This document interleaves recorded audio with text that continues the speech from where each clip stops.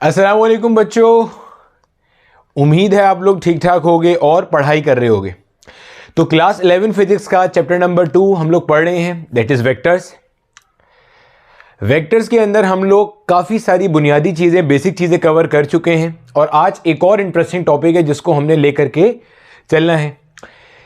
आज का टॉपिक हमारे डिटेल क्वेश्चन आंसर्स में भी आता है और इससे हमारे पास न्यूमेरिकल प्रॉब्लम्स भी अक्सर बन रहे होते हैं।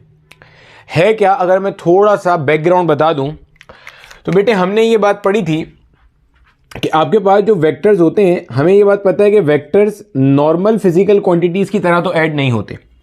वेक्टर्स को ऐड करने के अपने ही असूल हैं, क्योंकि वेक्टर्स वो फिजिकल क्वांटिटीज़ होती हैं जिनको डिफाइन करने के लिए मैग्नीट्यूड के साथ साथ क्या चाहिए होता है, डायरेक्शन चाहिए होता है। तो ये स्केलर एडिशन की तरह तो नहीं होता, ठीक है। तो हमने देखा कि जनाब इनको ऐड करने के हमारे पास एक जो है वो होता है जनाबे वाला ग्राफिकल मेथड या ज्योमेट्रिकल मेथड, जो कि इतने एक्यूरेट नहीं होते। ज्योमेट्रिकल इंस्ट्रूमेंट्स की मदद से आप ये बनाते हो, पेंसिल है, स्केल है, प्रकार है या कंपास है, डी प्रोटेक्टर है, उनसे आप ये यूज़ करते हो। दूसरे आपके पास होते हैं मेरा बेटा एनालिटिकल मेथड्स। एनालिटिकल मेथड आपके पास फॉर्मूले वाले मेथड्स होते हैं। इससे प्रीवियस जो हमारे पास लेक्चर गुजरे हैं, 3 लेक्चर हमारे वेक्टर एडिशन पे हो चुके हैं। तो अगर आप ये वाला लेक्चर देख रहे हो जिसमें मैंने एनालिटिकल मेथड डिस्कस करना है, तो मेरी रिकमेंडेशन होगी कि आपको ग्राफिकल मेथड आने चाहिए, क्योंकि अगर आपको ग्राफिकल मेथड आते हैं तो ये कॉन्सेप्ट का फील ही अलग होगा।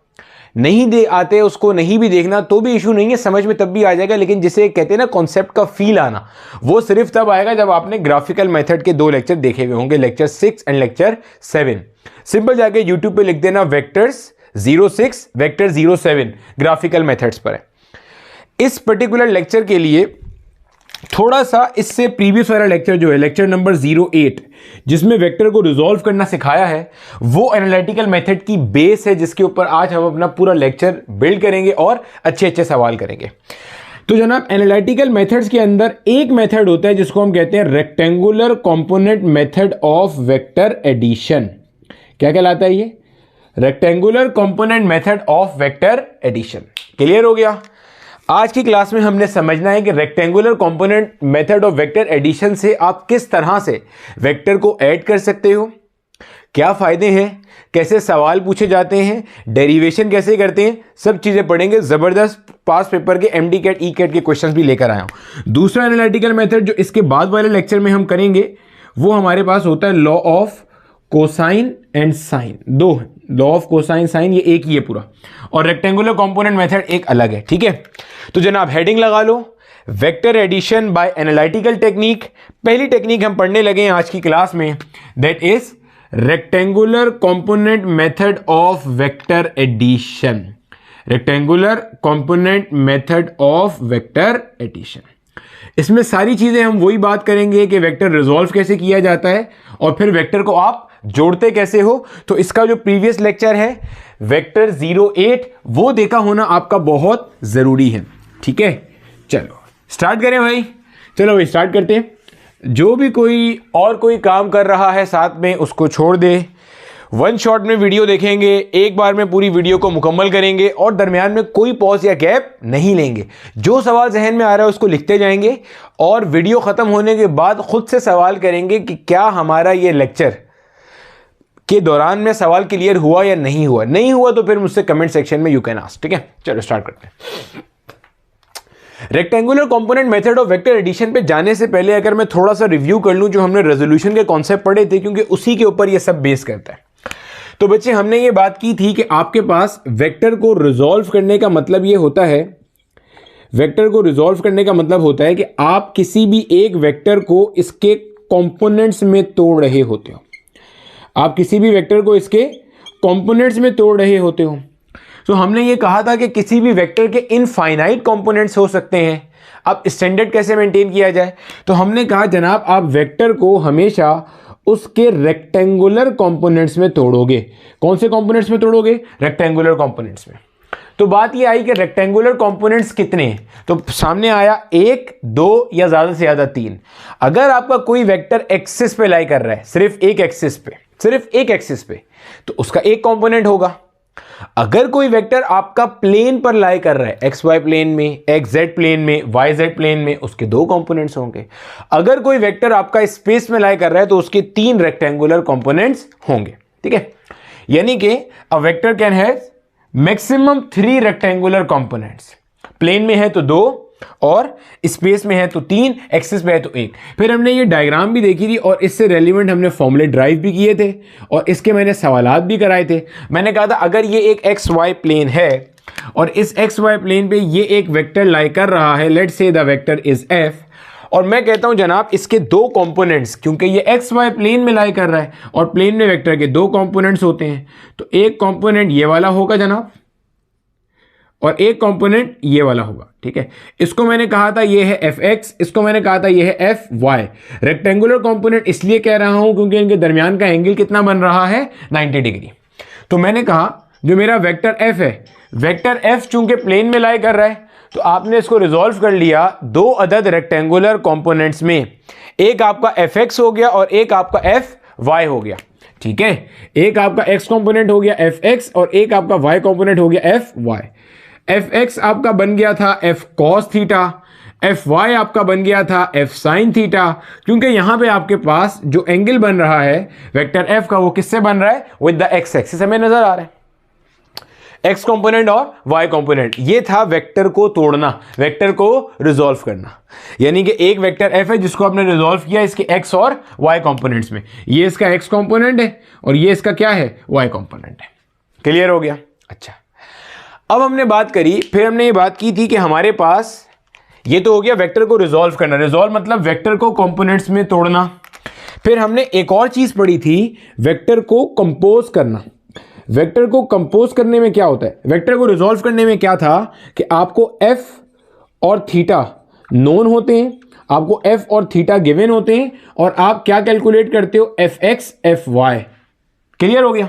अगर प्लेन की बात करें, क्योंकि हमारे कोर्स में प्लेन का ही शामिल है, सिर्फ वेक्टर को 3 हिस्सों में रिजॉल्व कैसे करते हैं वो एक चीज शामिल है, वो भी मैं पढ़ा चुका हूं ऑलरेडी, ठीक है। 3 हिस्सों में कैसे रिजॉल्व करते हैं वो भी हम पढ़ चुके हैं, डायरेक्शन कोसाइंस के नाम से।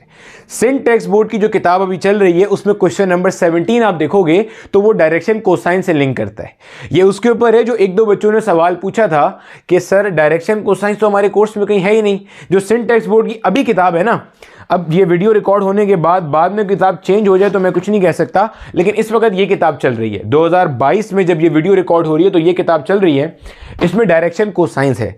इसी तरह पंजाब बोर्ड का 2017 का पेपर देखना, लाहौर का स्पेसिफिकली, उसके अंदर उन्होंने एमसीक्यू में डायरेक्शन कोसाइन पूछा हुआ था। इसी तरह आपके पास पेपर के अंदर, तो मुझे ईयर्स भी याद नहीं है, नस्ट और आपका जो ये नम्स का पेपर होता है, इन दोनों के पेपर के अंदर, नस्ट और नम्स दोनों के पेपर के अंदर डायरेक्शन कोसाइन का क्वेश्चन पूछा गया। तो जो करा रहा हूं उसको आंखें बंद करके करते रहो, ठीक है। रिजॉल्व में क्या होता है, वेक्टर को कंपोनेंट्स में ब्रेक करते हैं, एफ और थीटा पता होता है, एफ एक्स और एफ वाई आप क्या कर रहे होते हो, ये आप फाइंड आउट कर रहे होते हो। कंपोज करने में उल्टा होता है। कंपोज करने में क्या होता है, आपको कंपोनेंट्स पता होते हैं और आप कंपोनेंट्स की मदद से वेक्टर फाइंड आउट करते हो, यानी कि वेक्टर को जोड़ते हो, कंपोज करते हो। यानी कि यहां पे क्या होता है, यहां पे एफ एक्स और एफ वाई आपके पास नोन होते हैं और इनकी मदद से आप क्या मालूम करते हो, एफ और थीटा मालूम करते हो, ये आप फाइंड करते हो, ठीक है, ये आप फाइंड आउट करते हो। ये जो आपका टू एंड फ्रो प्रोसेस था ना, ये हमने पिछले लेक्चर में डिस्कस किया था, resolution and composition of vector, और आज की क्लास में इसकी जरूरत भी पड़ेगी। F X F Y known हो तो एफ और थीटा कैसे निकालते हैं बता देते हैं आपको। देखो, ये जो आप वेक्टर एफ मालूम कर रहे हो, ये बेसिकली क्या है, ये बेसिकली आपके पास आपका रिजल्टेंट वेक्टर है जिसके 2 रेक्टेंगुलर कंपोनेंट्स हैं, एक एफ एक्स है और एक एफ वाई है। कैसे निकालते हो आप, देखो, जो आपके पास कोई भी वेक्टर होता है, वेक्टर के पास 2 चीजें होती हैं, एक वेक्टर के पास होता है मैग्नीट्यूड और एक वेक्टर के पास क्या होता है, डायरेक्शन। जब मैं ग्राफिकल मेथड पढ़ा रहा था तब भी हमने यही किया था, रिजल्टेंट वेक्टर की हम 2 चीजें निकाला करते थे, क्या क्या, मैग्नीट्यूड और डायरेक्शन। अगर आपको याद है हमने हेड टू टेल रूल पढ़ा था, हमने कहा भाई ये मिसाल के तौर पे आपके पास एक वेक्टर ए है, एक वेक्टर बी है, एक वेक्टर सी है। हमने ये बात की थी कि पहले वेक्टर की टेल से लेकर आखिरी वेक्टर के हेड तक ये जो है सबसे पहले आप इसकी लेंथ मेजर किया करते थे, लेंथ से आपको क्या मिलता था, मैग्नीट्यूड, फिर आप थीटा नापा करते थे और थीटा से आपको क्या मिल जाता था, डायरेक्शन मिल जाता था। याद आ गई ये सारी बात? तो वही बात है, एक आपको क्या चाहिए, मैग्नीट्यूड, एक आपको क्या चाहिए, डायरेक्शन। आई रिपीट, अगर आपको कहा जा रहा है ना, अगर आपको ये कहा जा रहा है कि जनाब रेक्टेंगुलर कंपोनेंट्स की मदद से या कंपोनेंट्स की मदद से रिजल्टेंट वेक्टर फाइंड आउट करो, तो वेक्टर के पास होती हैं दो चीजें, एक मैग्नीट्यूड और दूसरा डायरेक्शन। तो यानी कि यहां पे आप जब वेक्टर को कंपोज करोगे तो वेक्टर को कंपोज करते हुए आप दो चीजों का आंसर करोगे, एक मैग्नीट्यूड का और दूसरा डायरेक्शन का।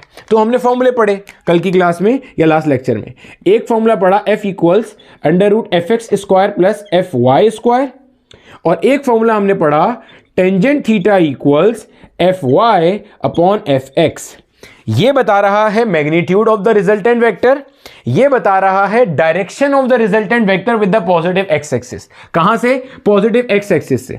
और मैंने ये बात भी डिस्कस की थी कि आप जो किसी भी वेक्टर का एंगल मेजर करते हो वो हमेशा ऐसे काउंटर क्लॉकवाइज करते हो, काउंटर क्लॉकवाइज, या इसको आप एंटी क्लॉकवाइज भी कह सकते हो। मतलब देखो, घड़ी ऐसे चलती है 12 के बाद 1 2 3, आप ऐसे जा रहे हो, you are moving counter clockwise, आप ऊपर की तरफ जा रहे हो, ठीक है। ये हो गया, ये बात हमने की, क्योंकि काउंटर क्लॉकवाइज एंगल आपका कैसा होता है, पॉजिटिव, क्लॉकवाइज एंगल आपका कैसा होता है, नेगेटिव होता है। याद आ रहा है, ग्राफिकल मेथड में भी हमने ये चीज की थी, हम मैग्नीट्यूड भी निकालते थे और डायरेक्शन भी निकालते थे। बल्कि अगर आपको एक और इंटरेस्टिंग बात बताऊं, जो मैंने स्टार्ट में यहां लिखा था ना, वेक्टर एडिशन एनालिटिकल मेथड, उसमें एक मैंने लिखा था law of cosine and sine. तो लॉ ऑफ कोसाइन और साइन जो इसका अगला लेक्चर होगा इंशाल्लाह, जब हम उसको पढ़ेंगे तो उसमें आपको नजर आएगा लॉ ऑफ कोसाइन रिजल्टेंट क्या मैग्नीट्यूड के लिए होता है और लॉ ऑफ साइन रिजल्टेंट के डायरेक्शन के लिए होता है। तो अपने जहन में ये बात डाल लेना कि आप जब कभी भी वेक्टर एडिशन कर रहे हो, यानी कि मल्टीपल वेक्टर्स को ऐड करके एक आंसर निकाल रहे हो, मान लो कोई 4 वेक्टर है, 4 वेक्टर को ऐड करके एक रिजल्टेंट मिल रहा है, तो जब आप रिजल्टेंट वेक्टर को बता रहे हो ना कि भैया ये रिजल्टेंट वेक्टर है, तो जनाब आप रिजल्टेंट वेक्टर का मैग्नीट्यूड भी बताओगे और डायरेक्शन भी बताओगे, क्योंकि वेक्टर्स वो फिजिकल क्वांटिटीज होती हैं जिनको डिफाइन करने के लिए मैग्नीट्यूड भी चाहिए होता है और डायरेक्शन भी चाहिए होता है। क्लियर हो गया भाई? ये सब हमारे पास थोड़ा सा रिकैप था, कॉपी कर लो, आगे चलते हैं। चलो बेटे, अब जरा जो है ना हम लोगों ने स्टेप वाइज सीखना है कि हमारे पास rectangular component method of vector addition basically होता क्या है। लेट्स से मेरे पास 2 वेक्टर्स हैं जिनको मुझे ऐड करके एक रिजल्टेंट फाइंड आउट करना है, ठीक है। लेट अस जस्ट अज्यूम मेरे पास 2 वेक्टर्स हैं, ठीक है। ये मेरा एक्स वाई प्लेन है, ठीक है। मेरे पास एक मान लीजिए कोई वेक्टर है इस तरह का, वेक्टर ए नाम दे रहा हूं इसको मैं, और ये यहां से एंगल बना रहा है, इसको मैंने कहा थीटा ए, थीटा ए, ठीक है। एक मेरे पास कोई और वेक्टर है, इसको मैंने नाम दे दिया वेक्टर बी का, और ये जनाब यहां से एंगल बना रहा है, ये एंगल बना रहा है यहां से थीटा बी, सही है। वेक्टर बी एक्स से एंगल बना रहा है थीटा बी, वेक्टर ए बना रहा है थीटा ए। आपको कहा जा रहा है जनाब रिजल्टेंट फाइंड आउट कीजिए, ठीक है। आपको रिजल्टेंट चाहिए, रिजल्टेंट मतलब जब आपने ए और बी को ऐड करना है तो ए और बी को ऐड करके आपने अपना रिजल्टेंट बता देना है, ठीक है। समझो जरा, सबसे पहला स्टेप ये है कि आप वेक्टर ए के कंपोनेंट्स फाइंड आउट कर लो। वेक्टर ए के कंपोनेंट्स, यानी कि वेक्टर ए के कंपोनेंट से क्या मुराद है, अगर मैं इसी डायग्राम को दोबारा बनाऊं तो इसके अंदर ये जो मेरे पास वेक्टर ए है, ये वेक्टर ए है, इस वेक्टर ए के कंपोनेंट से मुराद ये है, ये थीटा ए है। वेक्टर ए के कंपोनेंट से मुराद क्या है, अगर मैं इसको ड्रॉ करके दिखाऊं ना, तो ये वेक्टर ए का एक्स कंपोनेंट, ये वेक्टर ए का वाई कंपोनेंट, यानी कि ये बन जाएगा ए का एक्स कंपोनेंट, ये बन जाएगा ए का वाई कंपोनेंट। एक मिनट मुझे देखने तो नजर भी आ रहा है, एक बन जाएगा वेक्टर ए का एक्स कंपोनेंट और एक बन जाएगा वेक्टर ए का वाई कंपोनेंट, ठीक है। यानी कि मैं इसको ऐसे लिख सकता हूं कि मेरे पास वेक्टर ए बराबर है ए x I cap plus A Y J cap के बराबर। क्लियर हो गया? यानी कि एक्स कंपोनेंट और वाई कंपोनेंट को जमा करूंगा तो मुझे वेक्टर ए मिल जाएगा। और मुझे यह भी पता है कि ए एक्स मेरे पास किसके बराबर होगा, ए कॉस थीटा ए के बराबर होगा, क्योंकि थीटा ए जो एंगल बन रहा है, और ए वाई मेरे पास बराबर होगा किसके, ए साइन थीटा ए के बराबर होगा। यानी कि इसी चीज को मैं ऐसे भी लिख सकता हूं कि वेक्टर ए मेरे पास बराबर आ रहा है ए कॉस थीटा ए आई कैप प्लस ए साइन थीटा ए जे कैप। ये आ गया मेरे पास मेरा वेक्टर ए, जिसको मैंने लिख लिया यहाँ पे उठा के। अब इसी तरह से आपने क्या करना है, अपने वेक्टर बी को भी रिजॉल्व कर लेना है। दूसरा स्टेप मतलब पहले स्टेप चल रहा है, आपने वेक्टर बी को भी रिजॉल्व कर दिया। अगर मैं वेक्टर बी को भी रिजॉल्व करता हूं, सिंपल क्या बन जाएगा, B will be equal to B X I cap plus B Y J cap. भाई वेक्टर बी का भी एक वाई कॉम्पोनेंट होगा और एक एक्स कॉम्पोनेंट होगा, ऐसे ही आपने कर दिया उठा के। तो अल्टीमेटली ये बन जाएगा आपके पास क्या, B cos theta B I cap plus B sine theta B J cap. और बी एक्स आपके पास, बी एक्स की वैल्यू आ गई B cos theta B, B cos theta B. Similarly आपके पास बी वाई की वैल्यू आ गई B sine theta B. Theta B से मुराद वो एंगल जो वेक्टर बी किससे बना रहा है, एक्स एक्सिस से। अब अगर मैं आपको इनकी एक फिजिकल डायग्राम बना के दिखा दूं कि हम लोग ये बेसिकली जो कर रहे हैं इससे होगा क्या, ये डायग्राम फिर जहन में रखिएगा। अब पहले जरा वेक्टर ए को देखो, ये मेरे पास वेक्टर ए बना हुआ था, ऐसे ही है, ये वेक्टर ए बना हुआ है। अब मैंने वेक्टर बी को उठा के वेक्टर ए के हेड पे लगाना है। क्यों वेक्टर ए के हेड पे लगाना है, वही हेड टू टेल रूल। पहले वेक्टर के हेड पे आपने लगा दिया दूसरा वेक्टर। बस ये ध्यान में रखना कि जितना मैग्नीट्यूड यहां है उतना ही मैग्नीट्यूड यहां होगा। जितना एंगल यहां बन रहा है, यहां पे अगर मैं एक इमेजिनरी एक्स एक्सिस बनाऊं तो यहां पे भी वही एंगल बन रहा होगा। पॉइंट समझ आ रहा है, मतलब फ्री वेक्टर का कॉन्सेप्ट क्लियर हो गया। अब अगर मैं यहां पे कंपोनेंट्स डिजाइन करना शुरू करता हूं तो ये मेरे पास क्या आ रहा है, ये मेरे पास आ रहा है ए का एक वाई कॉम्पोनेंट, ये आ रहा है ए का एक्स कॉम्पोनेंट। इसी तरह अगर मैं ड्रॉ करता हूं इसके लिए भी, तो गौर से देखो, ये मेरे पास आ रहा है बी का वाई कॉम्पोनेंट और ये मेरे पास आ रहा है बी का एक्स कॉम्पोनेंट। देख रहे हो, ये आ रहा है मेरे पास ए का वाई कॉम्पोनेंट, ये मेरे पास आ रहा है ए का एक्स कॉम्पोनेंट। ये मेरा वेक्टर ए है और ये मेरे पास वेक्टर क्या है, बी है। ये वेक्टर बी है और ये वेक्टर ए है। पॉइंट समझ आ, क्लियर हो गई यहां तक की बात। अच्छा, अगर ये हिस्सा ए वाई है तो ये हिस्सा भी किसके बराबर होगा, ए वाई के बराबर होगा। ऑब्वियस सी बात है बात भाई, अगर ये ए वाई है ये भी कितना होगा, ए वाई होगा। इसी तरह अगर ये बी एक्स है ये भी कितना होगा, ये भी आपके पास क्या होगा, बी एक्स होगा। क्लियर हो गई यहां तक की बात। अब अगर मुझे रिजल्टेंट चाहिए मेरा बेटा, रिजल्टेंट कैसे आता है, रिजल्टेंट ये ना, इस पे आपने इस पॉइंट को जोड़ दिया। क्यों, पहले वेक्टर की टेल से आखिरी वेक्टर के हेड को मिलाना है आपने ये उठा के इसको मिला दिया। ये बेसिकली आपके पास क्या बन रहा है, ये आपके पास बन गया रिजल्टेंट। अगर मैं इस रिजल्टेंट के कोऑर्डिनेट्स बनाऊं या इस रिजल्टेंट के कंपोनेंट्स बनाऊं तो इस रिजल्टेंट का एक कंपोनेंट ये आएगा जो मैंने रेड से बनाया है, आर एक्स, और इस रिजल्टेंट का एक कंपोनेंट ये आएगा, यानी कि आर वाई। नजर आ रही है ये चीज, यानी कि अगर आप गौर से देखोगे आपको वाज़ेह तौर पे नजर आ रहा है जो आर का एक्स कंपोनेंट है वो बराबर है ए एक्स प्लस बी एक्स के। सिमिलरली जो आर का वाई कंपोनेंट है वो बराबर है ए वाई प्लस बी वाई के। देखो बेटे, मैं स्टार्ट से सारे स्टेप्स रिपीट कर रहा हूं, गौर से देखते चलो। हमने क्या किया, हमारे पास ऑब्जेक्टिव क्या था, ऑब्जेक्टिव ये था कि हमारे पास दो वेक्टर्स हैं। गौर से सुनना, परेशान नहीं हो, बिल्कुल चिल आहिस्ता आहिस्ता, सब आएगा, ठीक है, परेशान। दो वेक्टर थे, वेक्टर ए और वेक्टर बी। एक्स एक्सिस से एक एंगल बना रहा है थीटा ए, एक एंगल बना रहा है थीटा बी। सर थीटा ए थीटा बी क्यों कहा, दोनों को थीटा क्यों नहीं कहा, मुझे थोड़ी पता है कि एंगल सेम है अलग अलग है। जब अलग अलग एंगल बना रहा होगा तो मैं दोनों को थीटा कैसे कह सकता हूं, तो मैंने ए वाले का थीटा ए कह दिया, बी वाले को थीटा बी कह दिया। लेकिन यह बात तय है कि दोनों अपना अपना एंगल किससे बना रहे हैं, दोनों अपना अपना एंगल एक्स एक्सिस से बना रहे हैं। फिर मैंने कहा पहला स्टेप क्या है, first step is resolve the individual vector into its rectangular components. आपने अपने इंडिविजुअल वेक्टर को रेक्टेंगुलर कंपोनेंट्स में रिजॉल्व करना है। आपने ए को रिजॉल्व करना सीखा हुआ है, ऑलरेडी सीखा हुआ है, पिछले लेक्चर में हमने ए को रिजॉल्व किया, एक ये रहा एक ये रहा। रेक्टेंगुलर कंपोनेंट्स क्यों कह रहे हैं, क्योंकि देखो they are perpendicular to each other, angle is 90 degree और रेक्टेंगल की साइड के दरमियान का एंगल भी 90 डिग्री होता है। हमने बोला भाई इसको ऐसे लिख सकते हैं, वेक्टर ए बराबर है ए x I cap plus A Y J cap. अगर आप तमाम लेक्चर्स फॉलो करते आ रहे हो तो मेरा ख्याल है अभी तक तो बिल्कुल कॉन्सेप्ट ना हिफ्ज हो गए होंगे। ए एक्स क्या आ गया, ए कॉस थीटा ए, जैसे F X F cos theta था, ए वाई ए साइन थीटा है। तो हमने कहा ये हमारे पास क्या हो गया जनाब, वेक्टर ए को ऐसे लिख लिया हमने। अच्छा, फिर बिल्कुल सिमिलर मैनर में वेक्टर बी को रिजॉल्व कर लिया मैंने। अब मैंने अपना head to tail rule use किया, मैंने कहा वेक्टर ए को एज इट इज लगाया, एज इट इज लगाते वक्त जहन में क्या होना होता है कि ना मैग्नीट्यूड चेंज हो और ना डायरेक्शन चेंज हो। यानी कि अगर ये लाइन 3 सेंटीमीटर की तो यहां पे आने के बाद भी कितनी होगी 3 सेंटीमीटर। देखने में तुम्हें अलग अलग लग सकती है क्योंकि मैं विदाउट स्केल बना रहा हूं, लेकिन ये जहन में रखना कि ये सेम होगा। फ्री वेक्टर का कॉन्सेप्ट, और जितना एंगल यहां था उतना ही एंगल यहां होगा इसका। फिर आपने वेक्टर बी को इसके हेड पे लगाया, क्यों? Addition of vector by head to tail rule.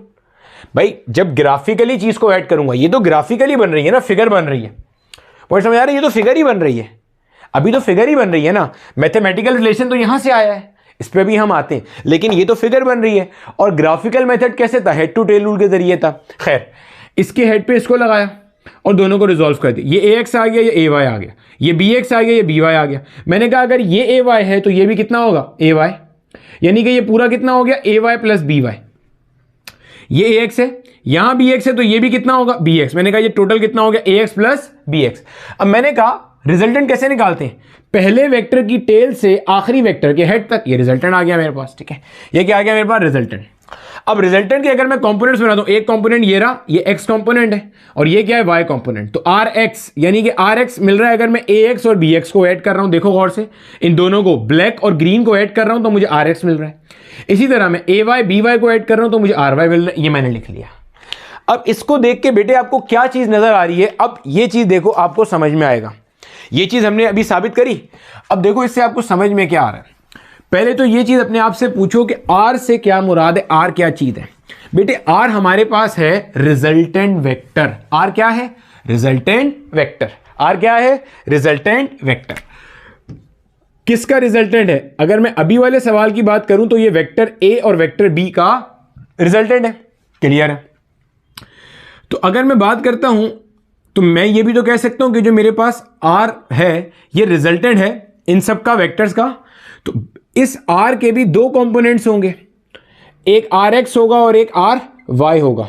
अभी जब आपने देखा कि Rx बराबर है Ax प्लस Bx से, तो क्या इसको देखते हुए मैं ये जुमला कह सकता हूं कि जनाब हमें रिजल्टेंट का x कंपोनेंट मिल जाएगा अगर दोनों वेक्टर के x कंपोनेंट को ऐड कर दिया जाए? हाँ या ना? गौर से सुना, मुझे रिजल्टेंट वेक्टर का x कंपोनेंट मिल जाएगा अगर दोनों का x कंपोनेंट ऐड कर दिया जाए। यानी कि आपने दो वेक्टर ऐड करने थे a और b, तो रिजल्टेंट का x बराबर होगा अगर पहले वेक्टर के x को दूसरे वेक्टर के x में जोड़ दिया जाए। सिमिलरली रिजल्टेंट का y कंपोनेंट बराबर होगा अगर पहले के y को दूसरे के y में जोड़ दिया जाए। यही बात अभी निकल के आई सामने।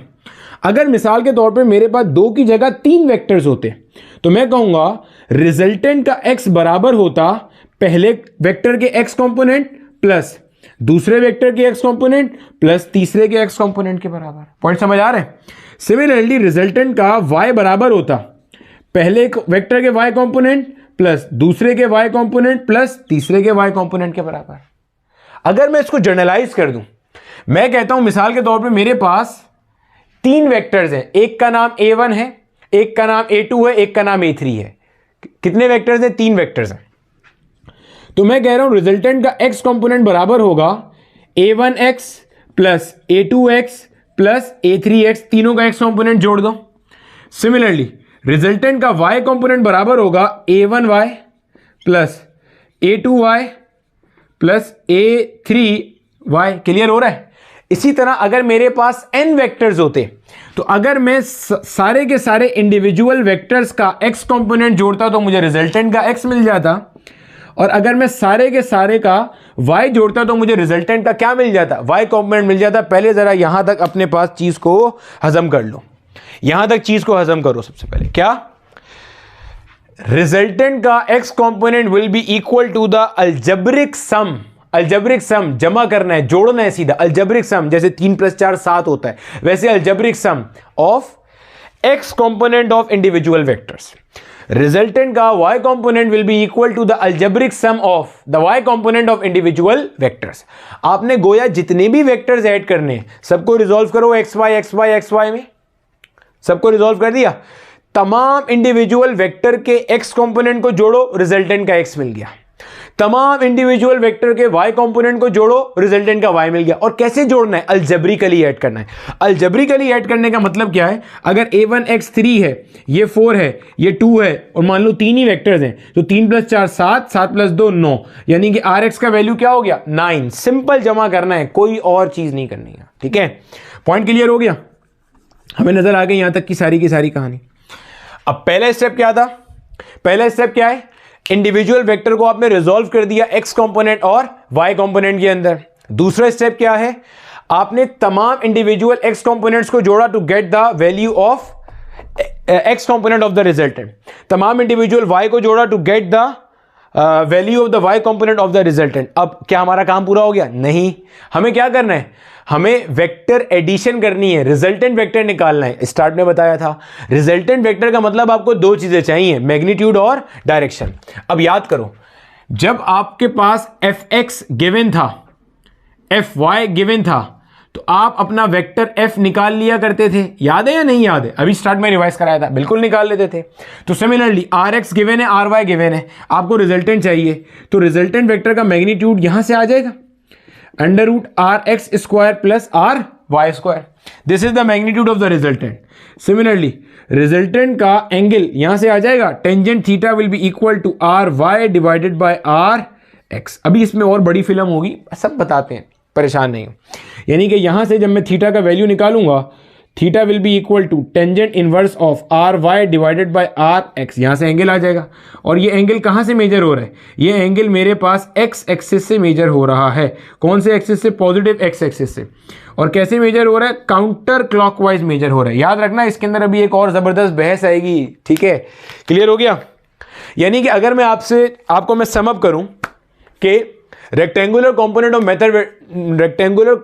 मेथड ऑफ वेक्टर एडिशन है क्या, तो आपको जितने भी इंडिविजुअल वेक्टर्स दिए हुए, step number 1 is resolving all the individual vectors into X and Y components. कैसे? ax is a cos theta of a and bx is b cos theta of b। मतलब थीटा वो आएगा जो उस vector का x से होगा। अगर एक वेक्टर की बात करें तो a जो एंगल बना रहा है a cos of that angle, x component ax is a cos theta and ay is a sin theta. Second step, resultant का x और रिजल्टेंट का y कंपोनेंट निकालेंगे। कैसे? तमाम इंडिविजुअल x कंपोनेंट्स को जमा करेंगे तो रिजल्टेंट का x मिल जाएगा, तमाम इंडिविजुअल y कंपोनेंट्स को जमा करेंगे तो रिजल्टेंट का y मिल जाएगा। जमा कैसे करना है? Simple addition, simple addition. अभी करके भी दिखाते हैं आपको। दो स्टेप हो गए। Third step, find out the value of the resultant vector. Find out the value of the resultant vector का मतलब यह कि आपको दो चीजें बतानी है, एक मैग्नीट्यूड और दूसरा डायरेक्शन। मैग्नीट्यूड कैसे आएगा? वही जो आपका पाइथागोरस थ्योरम है। डायरेक्शन कैसे आएगा? Tangent theta will be equal to ry divided by rx। Clear हो गई यहां तक की सारी बात? अब यहां पे ये तो हमने समझ लिया अच्छे तरीके से। अब क्वाड्रेंट वाली बात पे जाने से पहले जरा यहां पे हम कुछ सवाल कर लें एक आधा, ताकि थोड़ा सा मसला हल हो जाए। मिसाल के तौर पे आपको कहा जा रहा है, लेट्स से मेरा बेटा आपको एक चीज कहता है, वो ठीक है, आपको कहता है, क्वेश्चन दिया, आपको कहता है कि जनाब vector A is 10 units. Vector A कितना है? 10 यूनिट्स है। वेक्टर बी इज 20 यूनिट्स, और कहता है आपको जो थीटा ए दिया हुआ है, theta A is 30 degree, theta B is 60 degree. आपको कह रहे हैं find out the value of X component of the resultant, और कह रहे हैं find out the value of Y component of the resultant. बिल्कुल जो अभी काम किया उससे रेलिवेंट क्वेश्चन है। रिजल्टेंट का एक्स कंपोनेंट बराबर होगा वेक्टर ए का X component plus vector B का एक्स कंपोनेंट। अभी पढ़ लिया हमने। ए का एक्स कंपोनेंट क्या होगा? A cos of theta A. ये क्या होगा? B cos of theta B. यही होगा। ए कितना है आपके पास? ए आपके पास है 10 cos theta A, cos of 30 degree, cos of 30 degree. Cos 30 degree हमारे पास होता है, अगर मुझे सही याद आ रहा है, √3 डिवाइडेड बाय 2 प्लस। सर ये हमें कैसे पता चलेगा? बेटे आपको ऐसे पता चलेगा कि मैं इसी अपना डिस्क्रिप्शन के अंदर प्लेलिस्ट क्विक मैथ्स की शेयर कर दूंगा, वरना आप प्लेलिस्ट में जाओ, वहाँ पे क्विक मैथ्स का एक प्लेलिस्ट है, उसमें मैंने ट्रिग्नोमेट्री फंक्शन निकालना सिखाए हुए हैं, पिछले लेक्चर में भी सिखाए थे वैसे, ठीक है। बी कितना है, बी आपके पास है 20, cos of theta B, cos 60 degree हमारे पास कितना होता है, हाफ होता है, ठीक है। सिंप्लीफाई कर लेंगे अब हम इसे, कैंसिलेशन कर दो, ये क्या बनता है 5√3 प्लस 10, क्लियर हो गया। अब √3 की वैल्यू होती है 1.732, मल्टीप्लाई कर दो, 5 2 10, 0 आया, 1 चला गया, 5 3 15 प्लस 1 16, 7 5 35 प्लस 1 36, 5 1 5 प्लस 3 8, 8.660 प्लस 10, यानी कि आपके पास आंसर आ रहा है 18.660 यूनिट्स। ये आपके पास रिजल्टेंट का एक्स कंपोनेंट आया है।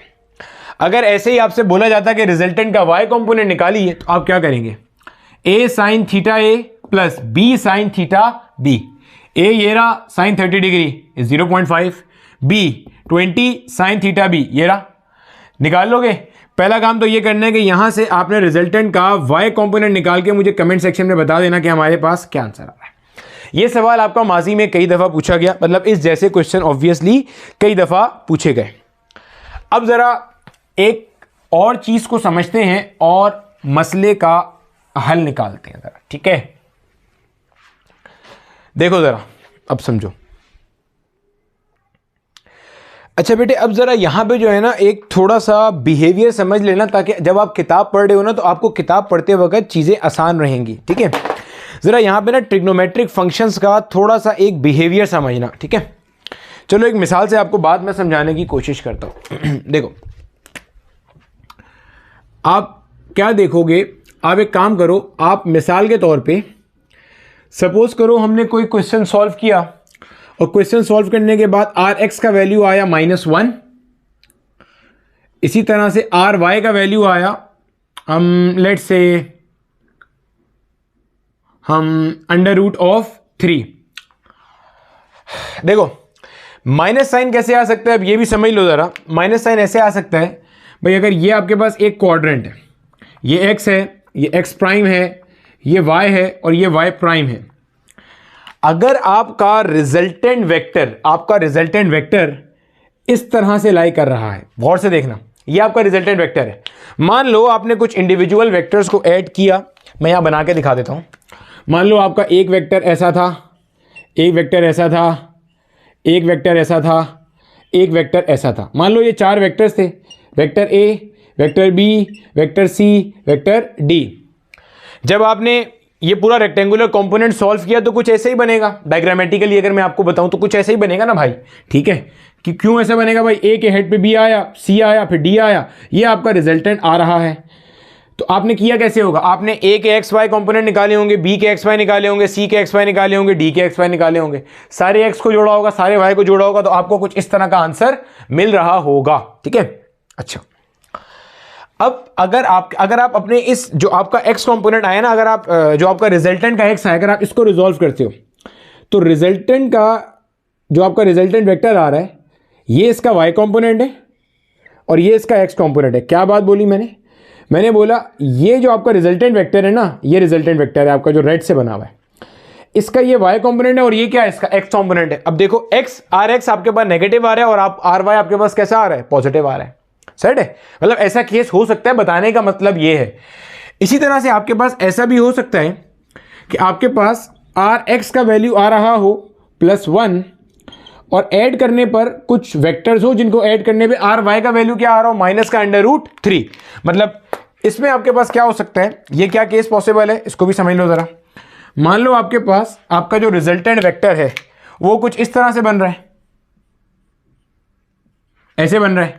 अब ऐसे वेक्टर बनने का क्या मतलब है, हो सकता है आपके पास जो है ना वो एक वेक्टर ऐसा हो, एक वेक्टर ऐसा हो, एक वेक्टर ऐसा हो, तो ये आपके पास रिजल्टेंट वेक्टर ऐसा बन जाएगा। पॉइंट समझ आ रहा है, ठीक है। मतलब ये मान लो आपका कोई एक वेक्टर है ए प्राइम, ये कोई वेक्टर है बी प्राइम, ये कोई वेक्टर है सी प्राइम, तीनों को जोड़ा तो आपको रिजल्टेंट आर प्राइम कुछ ऐसा मिल रहा है। अगर आप यहां पे आर प्राइम के कंपोनेंट्स बनाओगे तो ये आर प्राइम का एक्स कंपोनेंट है, आर प्राइम का एक्स, और ये आर प्राइम का वाई कंपोनेंट हो जाएगा। समझ आ गई बात की? यानी कि यहाँ पे वाई नेगेटिव और एक्स कैसा है, पॉजिटिव। ये मैंने दो सिंपल एग्जांपल दिए बताने के लिए कि आर एक्स और आर वाई जो है वो आपका नेगेटिव और पॉजिटिव हो सकते हैं डिपेंडिंग ऑन के वो किस क्वाड्रेंट में लाई कर रहे हैं। ठीक है, क्लियर हो गई बात की? समझ आ गई? क्लियर है?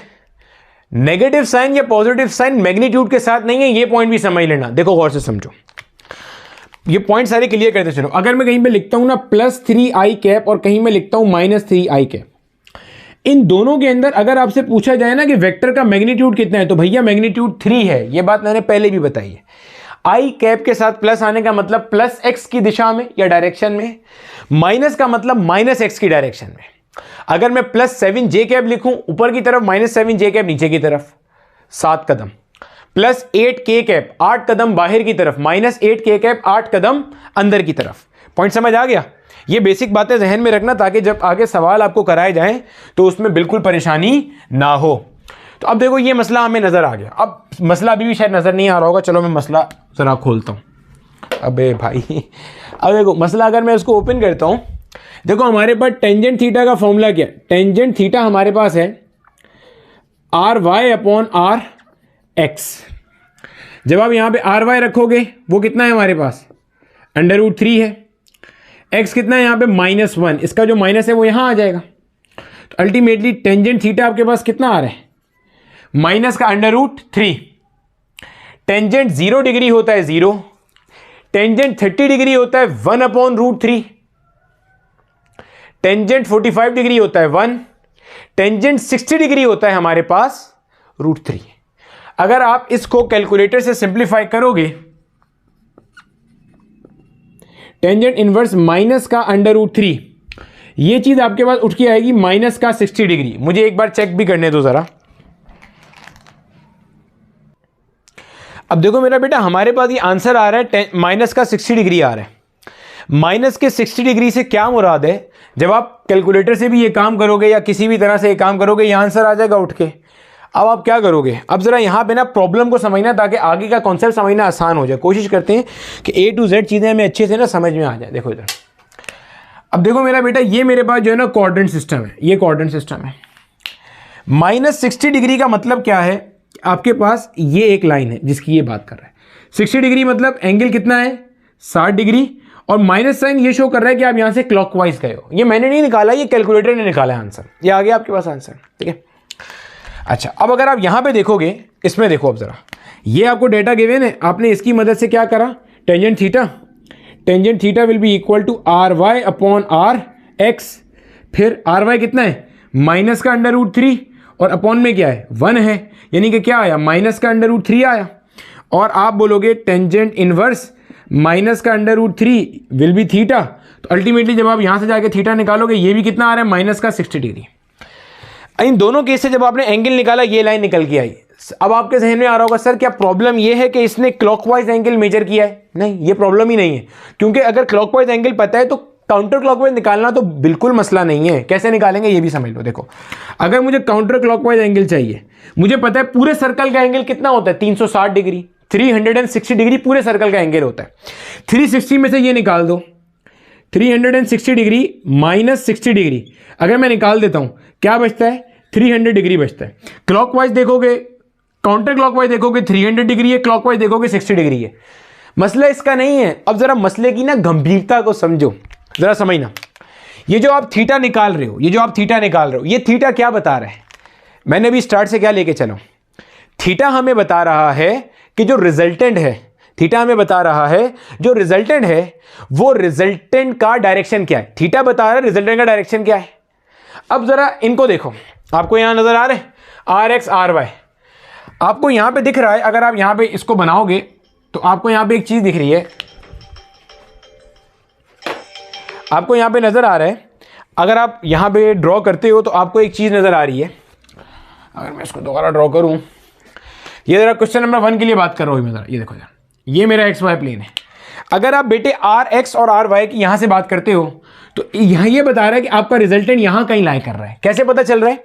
ऐसे पता चल रहा है कि आपका RX नेगेटिव है और RY पॉजिटिव है। बना के देखो जरा, ये आपके पास रिजल्टेंट का Y है जो कि पॉजिटिव है, और ये आपके पास रिजल्टेंट का x है जो कि कैसा है यहाँ पे नेगेटिव है।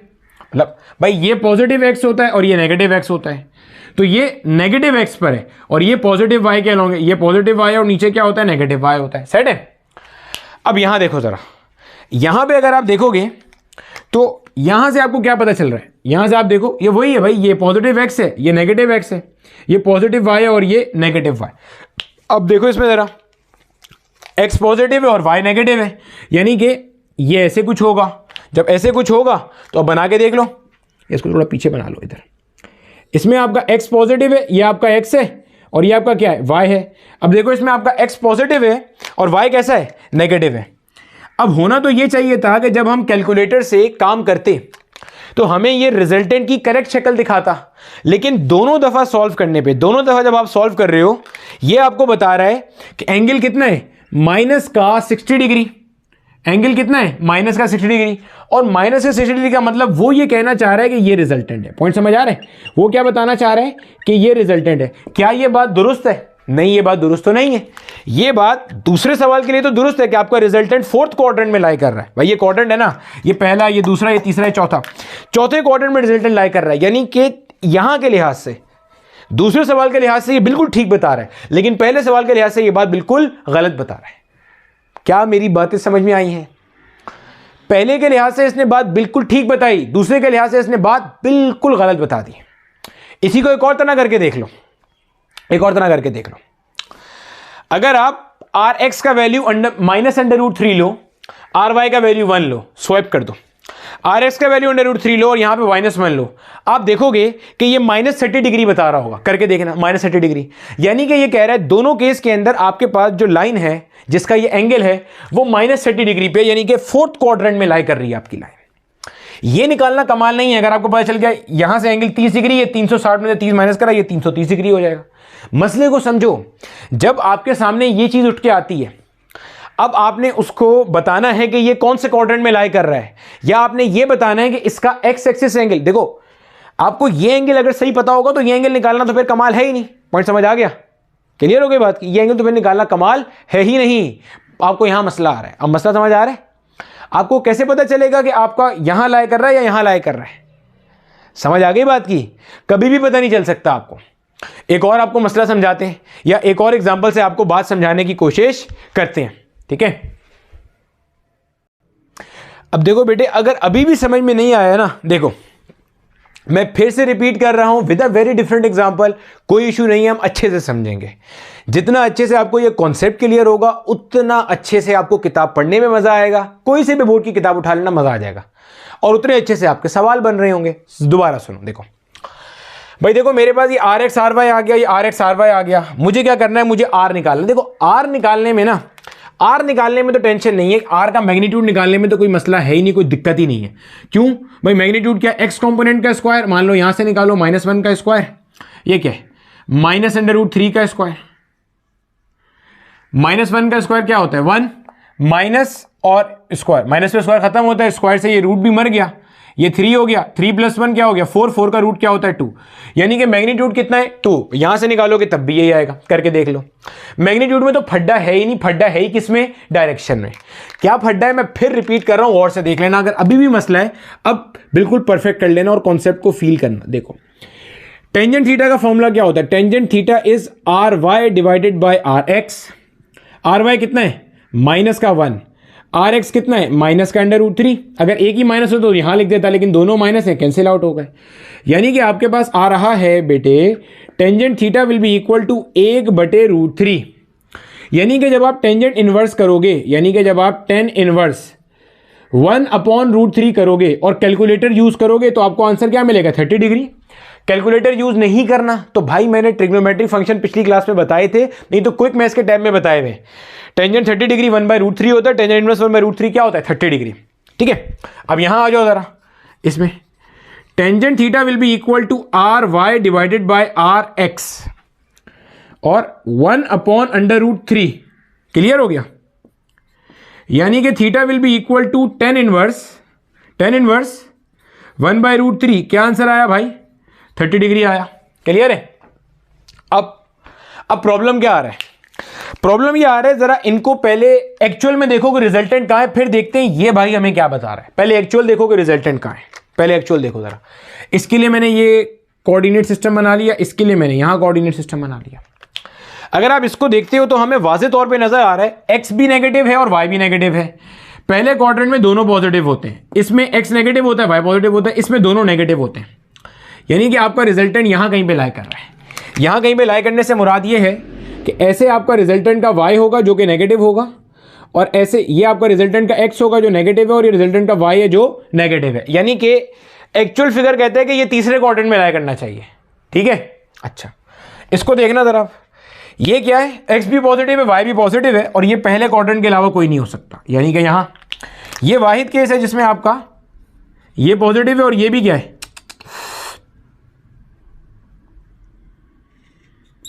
ये आपका आर एक्स है और ये आपका आर वाई है।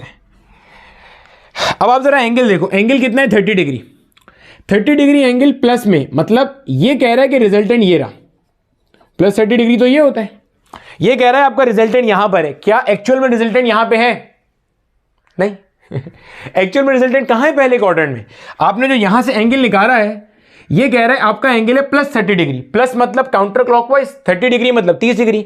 क्या यहां पे है? नहीं। इसका मतलब ये इंफॉर्मेशन गलत दे रहा है। यहां पे ये कह रहा है कि आपका रिजल्टेंट है प्लस 30 डिग्री, यानी कि प्लस 30 डिग्री। यहां पे ये इंफॉर्मेशन ठीक दे रहा है।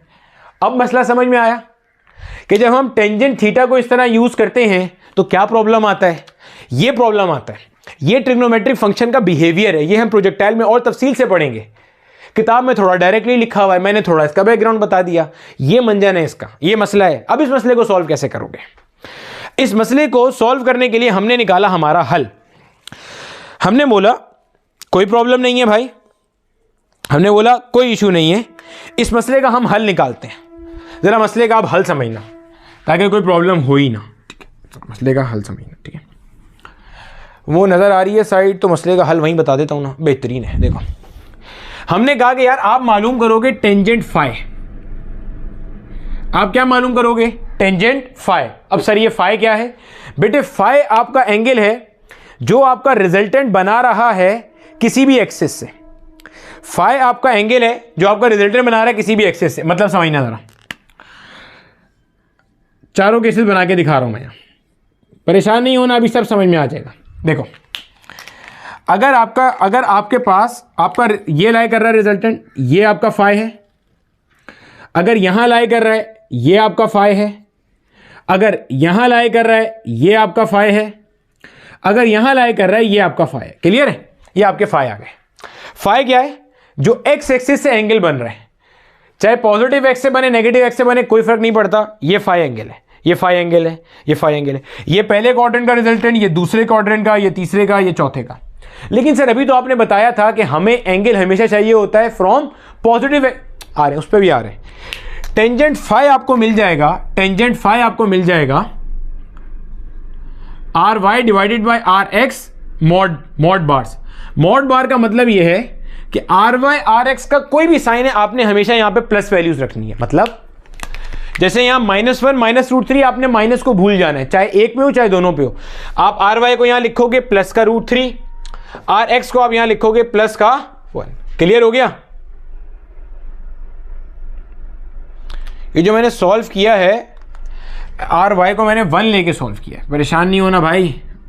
आर वाई को मैंने 1 लेके सॉल्व किया, ठीक है, और आर एक्स को मैंने √3 लेके सॉल्व किया। चलो यहां भी सही कर लें, आर एक्स को मैंने √3 लेके सॉल्व किया है और आर वाई को मैंने 1 लेके सॉल्व किया है। सॉल्व तो सही किया है ना, R Y upon R X, तो 1/√3 और 1/√3 हमारे पास। हाँ 30 डिग्री सॉल्व सही किया है, वो लिखा हुआ गलत था। जज्बात पे जाओ, अल्फाज में नहीं जाओ, इंसानों बोंगी मार सकता हूँ। बहरहाल आप क्या निकाल रहे हो? फाई निकाल रहे हो। फाई आपको क्या देगा? देखो, अगर पहले क्वाड्रेंट का एंगल है तो फाई बताएगा एक्स से कितना बन रहा है, दूसरे क्वाड्रेंट में वहीं वाले एक्स से कितना बन रहा है, तीसरे में वहीं वाले एक्स से कितना बन रहा है, चौथे में है यहां वाले एक्स से कितना बन रहा है। क्लियर है? यानी कि अगर आप यहां देखोगे, यहां आर वाई की जगह पे +1, आर एक्स की जगह पे √3, यहां पे तो है ही 1। ठीक है, आपको आपका एंगल पता चलना शुरू हो जाएगा।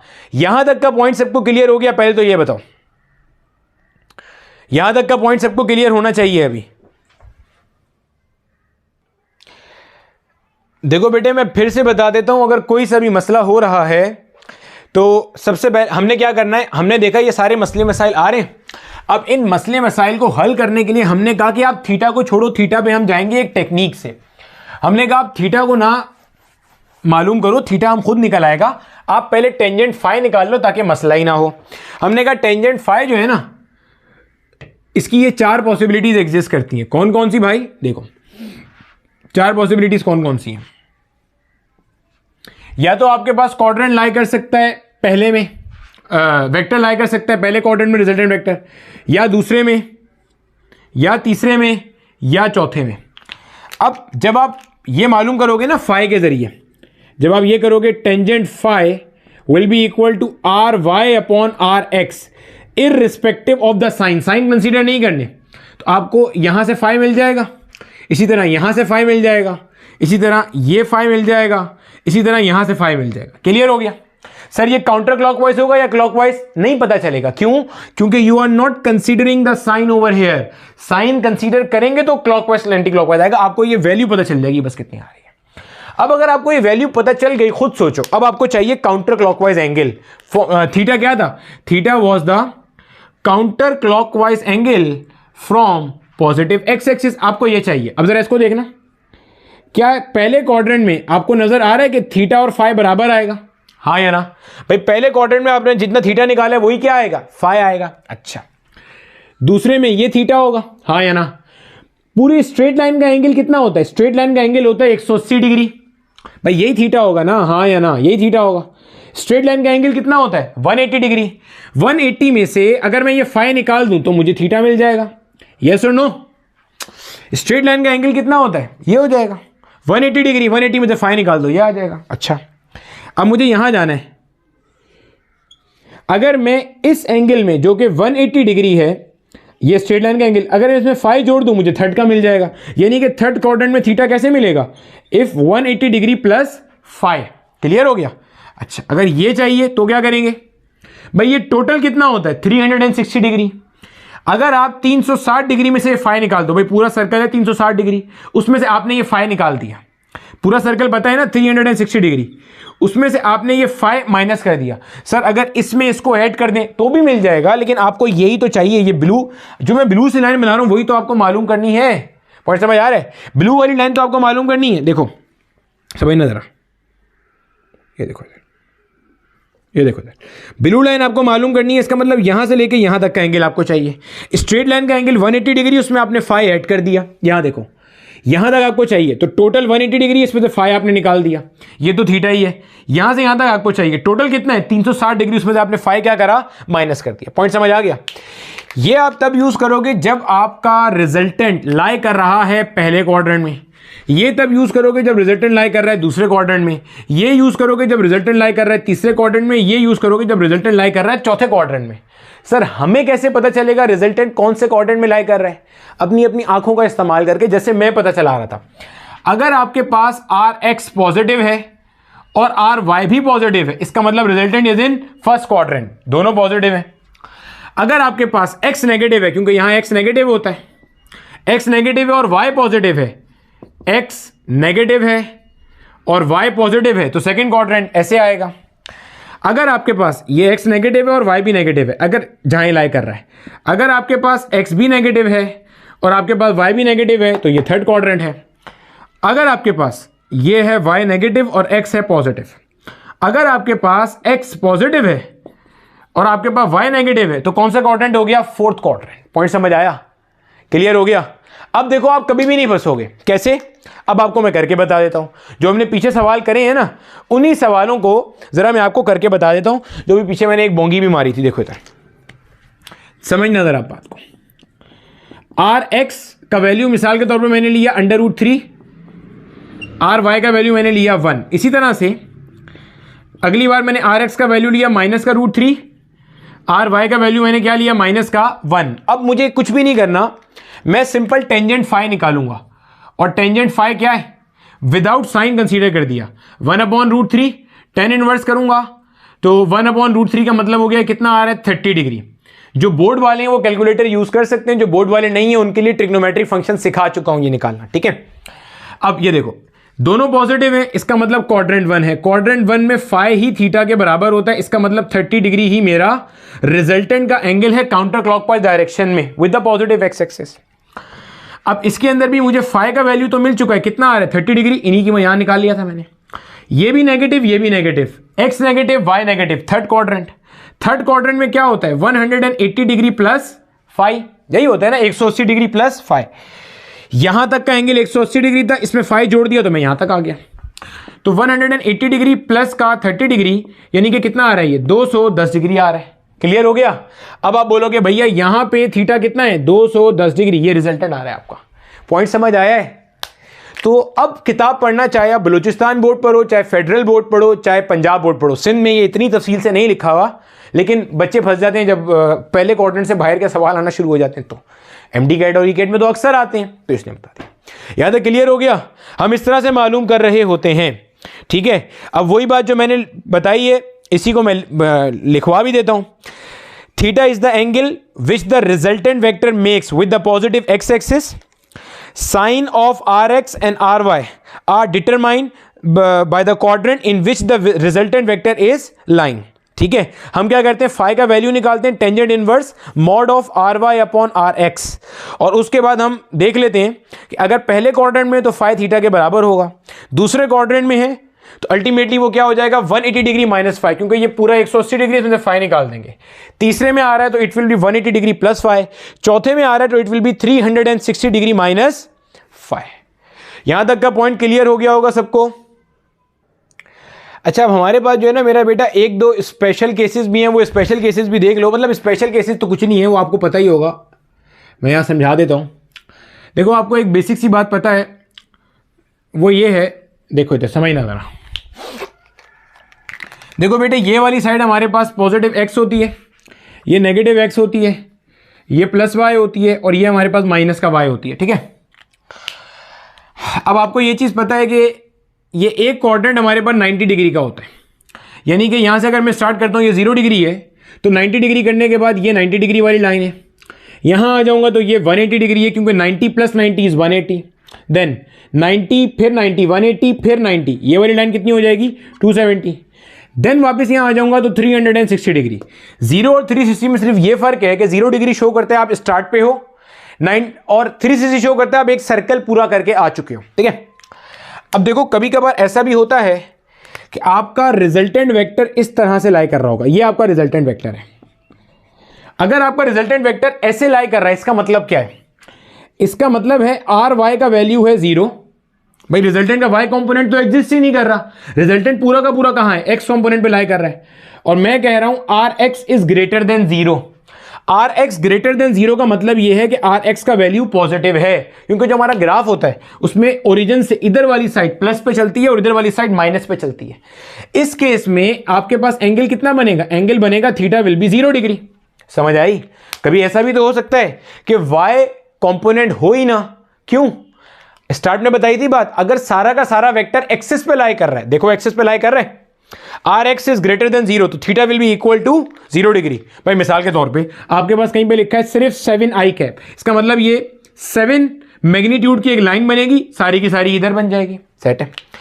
इसी तरह से अगर मैं बोलूं कि यार नहीं हो सकता है आपका एक रिजल्टेंट वेक्टर यहां लाई कर रहा हूं, मिसाल दे रहा हूं कि अगर आपका रिजल्टेंट यहां लाई कर रहा है, वंस अगेन इसके अंदर भी आर वाई क्या है 0 है और आर एक्स आपका नेगेटिव है। क्यों आर एक्स नेगेटिव है? उल्टी दिशा में या उल्टी डायरेक्शन में, तो आप कहोगे R X is less than 0। Number line में 0 से पीछे वाले, 0 से लेस वाले नेगेटिव होते हैं और 0 से आगे वाले कैसे होते हैं? पॉजिटिव होते हैं। ये वाले एंगल की लाइन कितनी होती है? इस वाले लाइन की एंगल कितना होगा? 180।